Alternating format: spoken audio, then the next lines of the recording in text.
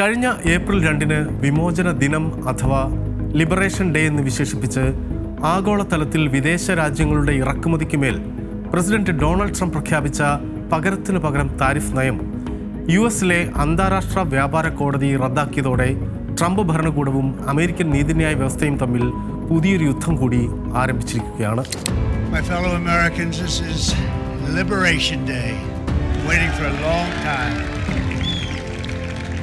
അടിയന്തര തീരുവ നിയമം പ്രഖ്യാപിക്കാനുള്ള ഏകപക്ഷീയമായ അധികാരം വൈറ്റ് ഹൗസിന് ഇല്ല എന്നായിരുന്നു ദേശീയ കോടതിയുടെ റൂളിംഗ്. ട്രംപിന്റെ തീരുവ നിയമത്തിനെതിരെ മാൻഹാട്ടൻ കോടതിയിൽ നടന്ന നിയമവ്യവഹാരം എന്താണ് എന്നതാണ് ആദ്യത്തെ ചോദ്യം. രാഷ്ട്രീയ ചായ്വുകളില്ലാത്ത ലിബർട്ടി ജസ്റ്റിസ് സെന്റർ എന്ന നിയമസ്ഥാപനമാണ് വിദേശത്തു നിന്നുള്ള ഇറക്കുമതി ആശ്രയിച്ച് വ്യാപാരം നടത്തുന്ന 5 ചെറുകിട സ്ഥാപനങ്ങൾക്ക് വേണ്ടി കോടതിയെ സമീപിച്ചത്. പ്രതികാര തീരുവ കൊണ്ടുവരാനായി ട്രംപ് ഉപയോഗിച്ച 1977-ലെ അന്താരാഷ്ട്ര അടിയന്തര സാമ്പത്തികാധികാര നിയമം തീരുവ പ്രഖ്യാപിക്കാനുള്ള അധികാരം പ്രസിഡന്റിന് നൽകുന്നില്ല എന്ന് 3 അംഗ ജഡ്ജിമാരുടെ പാനലാണ് വിധിച്ചത്. മയക്കുമരുന്ന് കടത്ത്, അനധികൃത കുടിയേറ്റം എന്നിവ ആരോപിച്ച് ചൈന, മെക്സിക്കോ, കാനഡ എന്നീ രാജ്യങ്ങൾക്ക് മേൽ ചുമത്തപ്പെട്ട പ്രത്യേക നികുതിയും കോടതി റദ്ദാക്കി. അതേസമയം വേറെ നിയമത്തിന്റെ പരിധിയിലായതിനാൽ കാറുകൾ, ഉരുക്ക്, അലൂമിനിയം എന്നിവയ്ക്കുള്ള താരിഫ് കോടതിയിൽ ചോദ്യം ചെയ്യപ്പെട്ടില്ല. കോടതി വിധിയെ രൂക്ഷമായ ഭാഷയിലാണ് ട്രംപ് ഭരണകൂടം വിമർശിച്ചത്. ജനം തിരഞ്ഞെടുക്കാത്ത ജഡ്ജിമാരല്ല ദേശീയ അടിയന്തരാവസ്ഥകളെ കൈകാര്യം ചെയ്യുക എന്നായിരുന്നു white house deputy press secretary Kush Desai പ്രതികരിച്ചത്.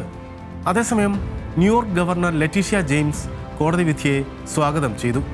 ട്രംപിന്റെ താരിഫ് നിയമത്തിനെതിരെ നിയമയുദ്ധം നടത്തുന്ന 12 സംസ്ഥാനങ്ങളിലൊന്നാണ് ന്യൂയോർക്ക്. താരിഫ് നിയമങ്ങൾ കോടതി റദ്ദാക്കിയതോടെ ഇനി എന്ത് എന്നതാണ് അടുത്ത ചോദ്യം. താരിഫുകൾ നിർത്തലാക്കാനുള്ള ഉദ്യോഗസ്ഥതല നടപടിക്ക് ഇനി 10 ദിവസങ്ങളാണ് വൈറ്റ് ഹൗസിന് മുന്നിലുള്ളത്.